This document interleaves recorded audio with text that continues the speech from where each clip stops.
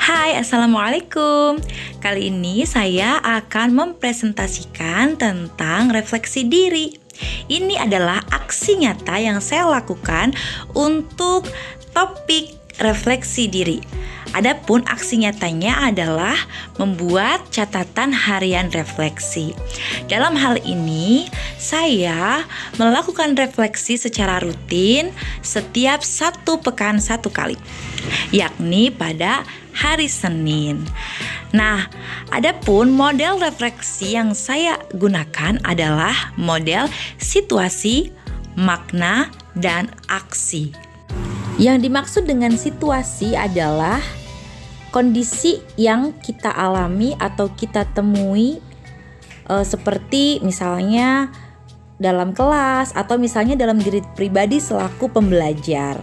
Nah, itu saya menuliskan apa yang saya alami maupun saya temui ketika saya memposisikan diri sebagai guru di dalam kelas ataupun sebagai seorang pembelajar.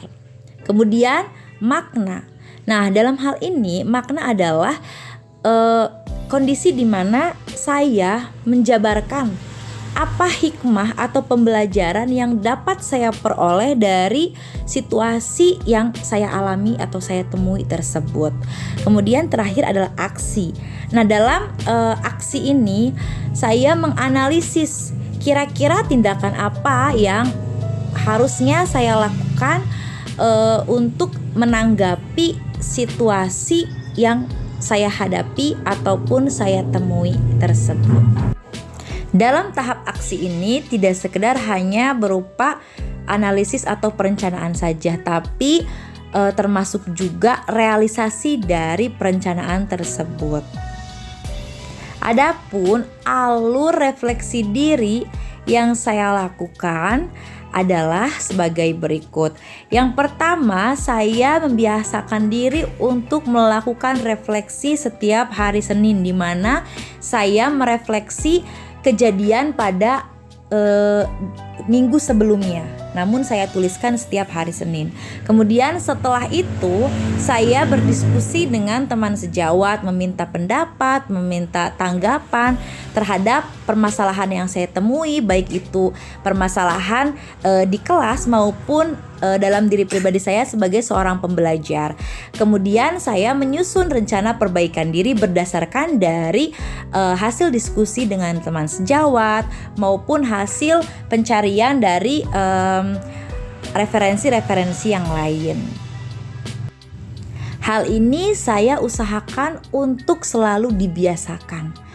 Saya mencoba untuk menuliskan secara manual refleksi yang saya lakukan agar hal ini menjadi sebuah kebiasaan. Karena kalau misalnya dituliskannya tidak manual, dalam artian harus menggunakan laptop atau menggunakan HP, itu biasanya cenderung tidak fokus karena gadget atau HP itu aksesnya bisa kemana-mana, sehingga kita kadang tergoda untuk membuka aplikasi yang lain gitu ya. Sehingga saya lebih suka untuk menggunakan catatan tangan secara manual. Selain itu memang menulis itu bisa melatih juga otot-otot motorik saya. Nah, ini adalah hasil dari catatan refleksi diri yang telah saya lakukan. Tentu mengubah suatu kebiasaan atau membiasakan suatu hal baru bukanlah hal yang mudah, namun memang penuh tantangan. Oleh karena itu saya senantiasa belajar dan senantiasa menerima berbagai macam kritik, saran, atau umpan balik dari rekan-rekan sejawat. Kenapa? Karena peran dari rekan sejawat ini bisa membuat proses refleksi diri yang kita lakukan menjadi lebih kuat. Kadangkala rekan sejawat ini memberikan kritik, saran maupun motivasi kepada kita untuk bisa lebih baik lagi. Nah, oleh karena itu, saya memiliki rencana perbaikan diri jangka panjang.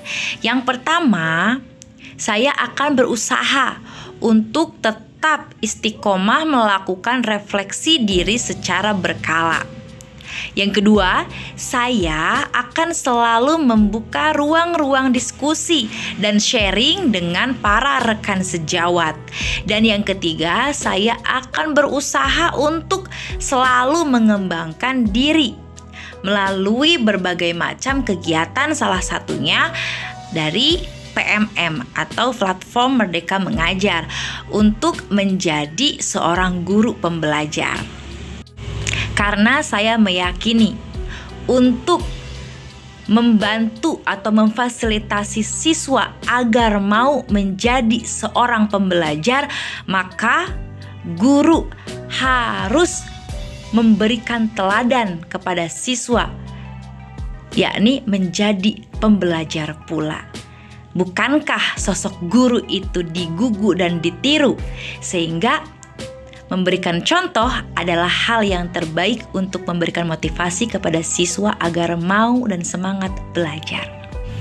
Mudah-mudahan saya bisa menjadi seorang guru yang lebih baik lagi, serta mampu menjadi seorang pembelajar sepanjang hayat. Sekian, terima kasih.